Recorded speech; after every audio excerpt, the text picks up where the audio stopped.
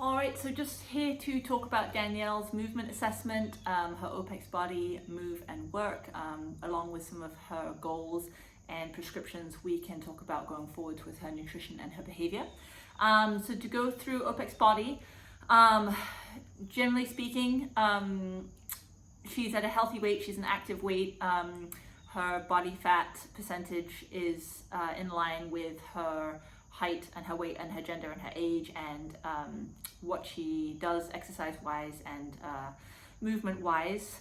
In terms of her OPEX move, so I guess before I begin that, Danielle has quite a vast medical history, both in terms of illnesses that she's had as well as surgeries that she's had. She's had foot surgery, back surgery, shoulder surgery. I know I'm missing a few. she's had quite a few, and so we knew that with her coming in to do the assessment. So keeping that in mind, when we did the scratch test, I did pass her on that side. There was left to right symmetry. There was no kind of convolutions to get her arm up overhead or her arm underneath. In saying that, her right side was able much more easily right from the get-go to get into a well-aligned position back there. Her left side is the one that she's had shoulder surgery on, so I wasn't actually even expecting it to be as mobile as it was. So based on past history and whatnot with that surgery, I did pass her on the scratch test. She was able to keep her upper arm in line with the thorax. Like I said, no kind of wiggling about to try and get any extra mobility or anything. There was enough symmetry, keeping in mind the surgery with the left side on both the left and the right side. The air squat, I ended up failing her on that. In the actual assessment, she had literally, I think that morning or even I think it was the day before, she'd gone for a run and she got quite a bad pull, strain, tear of her calf muscle. So we kept that in mind, which I mentioned a lot during the video. We sort of were making sure that at any point, if there was any pain, discomfort, we would just move on. And we can come back to that at another assessment a few weeks down the road when we kind of address these things again. But I think despite the calf issues, there were other issues there as well. So the thing she did well, she kept her feet flat on the floor. Her feet were shoulder width apart. She was able to push her hips back before descending. Her knees tracked out over the toes. And then two of the major points of, I guess, issue were she wasn't able to hit full depth. She was well above parallel, and her torso really inclined forwards to quite a degree, even before she got close to her what was her full depth. Even though we slowed the air squat down, even though we kind of asked her to repeat quite a few times, I think she did it 3 or 4, 5 times, there was no improvement in the depth, and she even started laughing about how much her torso was inclining. So something to note for prescriptions moving forward. The lunge we were only able to do with her left foot forwards. That was the calf strain foot. So I didn't want her putting her right foot forwards and having her right foot on it, her left foot, her injured foot on its toe. I just thought that would strain the calf too much. So I did pass her with her left foot forwards, right foot back. She was able to go down. She showed immense control and muscular endurance for the 3 and 4 reps. She was able to do that, no problem. There was no change, there was no inclination of the torso. The knees tracked out over the toes, the foot stayed flat, the back foot stayed pivoted perfectly. She could have gone like that all day. So we will take a look at the right side when we reassess further on down the road. The toe touch was interesting. The first 2 reps, she went all the way down and touched her toes. And on the 3rd rep, she was ever so slightly on the first 2 reps, just having a knee softening. I wouldn't even say they were bent, but they were definitely soft. And when I asked her to just potentially lock those out, all of a sudden we weren't able to get anywhere near the toes, which was kind of interesting. And so she, again, the good things were she had a nice natural curve of the spine. She pushed her hips back before she descended. She kept her feet flat on the ground. She was able to display control going up and down. There was left to right symmetry. She wasn't, wiggling about or pushing one side down further than the other. But again, when we did kind of just pay attention to those knees, the range became a lot narrower, which was interesting. And maybe, again, something to note along with that air squat. Again, she has had back surgery. She does have a hamstring issue on her left side and a knee issue on her other side. So again, a lot of things going into the notes here, but really good to do the OPEX move just to, again, get more and more and more information. I think it was actually eye-opening for her as well. The ASLR were excellent. I passed her on that on both sides. She had excellent mobility. She was able to get both legs up to pretty much 90 degrees. The left leg got actually a little bit past that, looked a little bit easier. She was able to, keep arms and hands flat on the ground. She wasn't having to push herself, to get the leg up. She showed great control. Her straight leg, her lying leg, the foot stayed perfectly flexed the entire time. It didn't curve out to the side or raise up. The knee didn't bend. So that was excellent. And then onto the planks. The front plank was great. She was able to hold that, no problem for the 60 seconds. She held great symmetry from left to right. She was able to stay with the shoulder blades really pushed out there. She never kind of sagged and retracted those shoulder blades. There was a really nice line running from head to heel, and that never changed. She didn't have to, as the time went on, she didn't have to readjust. She wasn't kind of pushing on one side or the other or tilting or anything like that, which was great. The reverse plank, as you can see in the video, I did let her go for as long as she could. She did pass time-wise, but I'm going to fail it because she wasn't able to hold the body position that we were looking for in that situation. Right from the get-go, she wasn't able to achieve that head-to-toe straight line. Those hips were sagging right from the get-go, but it wasn't from a lack of core strength, which is actually why I let her carry on. I think a lot of it actually was, as you can see in the video, she had real trouble with her left hand actually facing out and back. She actually had to come up onto her knuckles and turn her whole hand around. Or actually, I'm sorry, she just turned her whole hand around, so she had one facing one way and one facing the other way, because she said it just put immense pressure on her wrist, and she said it was actually really quite painful, so it wasn't even uncomfortable, but painful. That is the side that she's had shoulder surgery on, and so one of our noticings was that potentially, she was a former tennis player growing up, but only a single-handed backhand, so she's actually never really used that left side. And then since the surgery, she's worked on sort of shoulder mobility, but hasn't actually kind of used that left wrist at all. So we're thinking maybe it was really, really tight, just from sort of lack of use and whatnot. So again, another really good noticing to put into the notes. And then she wasn't able to put her left foot down. She actually had to cross it over the right leg just because that heel calf tear that she has was really bothering her when she put that foot down. So again, something to come back to, but strength-wise, in terms of holding that position, she was able to do that no problem. So I'm wondering if we kind of work on a little bit of wrist mobility, get that calf set up, whether we could actually really open up the shoulders and get those hips up. So that'll be something I'll put in my notes for next time to look at. The side planks were great. She was able to stay stacked on both sides. The shoulders stayed stacked, the hips stayed stacked. She never kind of came forwards. The hips stayed up the whole time. She made a really nice line from head to toe. So really interesting noticings in OPEX move. Her OPEX work was great. She got 120 calories on the bike erg. She is, like I said in my notes, she does do triathlons, and so she was able to just go. She just paced that out.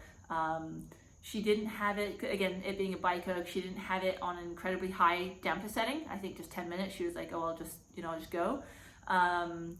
But yeah, I mean, you can see she's got real engine in there. She was able just from the get-go, she just held a really nice RPM and just held that all the way through the 10 minutes. So based on her goals, she has a couple of goals. One is sort of her main goal, which I guess the other goal feeds into is she wants to get back into triathlon training. Previously, she has done quite a few triathlons. She is signed up for an Ironman, but as you're sort of getting, she is absolutely beset by injuries. She always has been. She always has a surgery sort of every couple of years.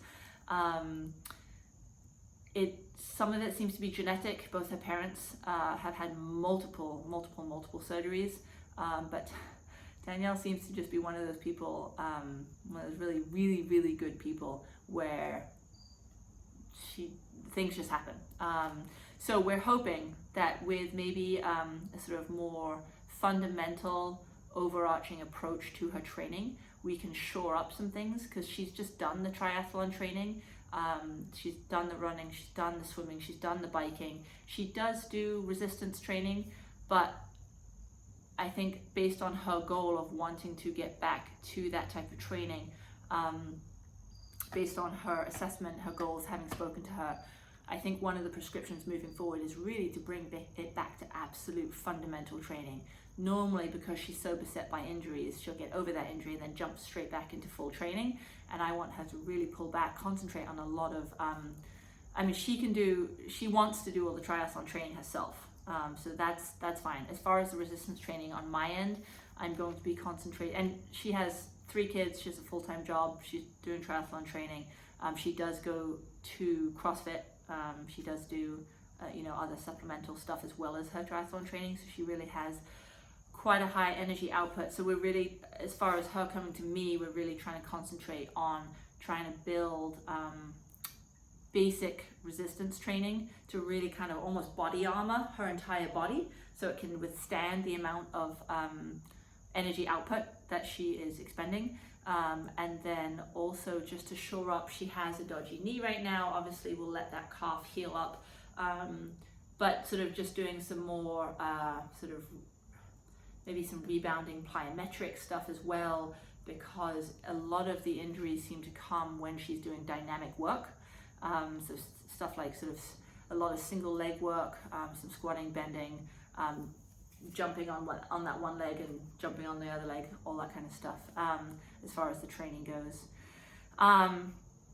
Almost more importantly, we're going to be looking at behavior and nutrition. So for behavior, sleep is absolutely her number one concern. She's outdoors all the time. Her NEAT energy, her NEAT expenditure is just through the roof. But sleep, she has a real issue with sleeping. She can fall asleep for the first time in a night really easily, but if she gets woken up, she then is awake for absolutely hours and hours and hours, and it just really eats into obviously how she feels the next day and the following day and whatnot. So we're going to be working a lot on just controlling everything that we can control. So really trying to get to bed at the exact same time every single night. That varies a lot wildly right now, depending on whether she has family visiting, whether her kids have an after-school activity, whether she's prepped for the next day. So we're really just going to try and just establish a bedtime routine. Try and make sure that everything in the bedroom is just for sleeping. Make sure all the lights are off. I know that the hallway light is normally on because the kids are on that landing. So just if that's the case, really trying to close the door maybe, trying to figure out a way to make her room as dark as possible, controlling the temperature in there, making sure it's nice and cool. And again, just establishing that bedtime routine, making sure, she's not spending that extra hour and a half sitting on the couch watching a TV show, if we can get her up and moving and kind of get her more towards bedtime at that normal time, established time, every single night.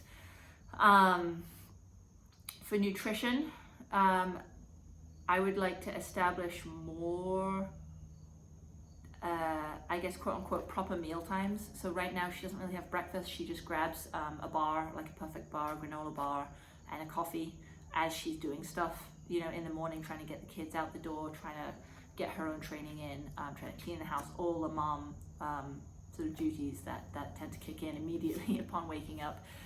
So I would like her maybe even to wake up just a couple minutes earlier so she can just sit down and have a meal, and have actually some kind of real food source, maybe some eggs, some,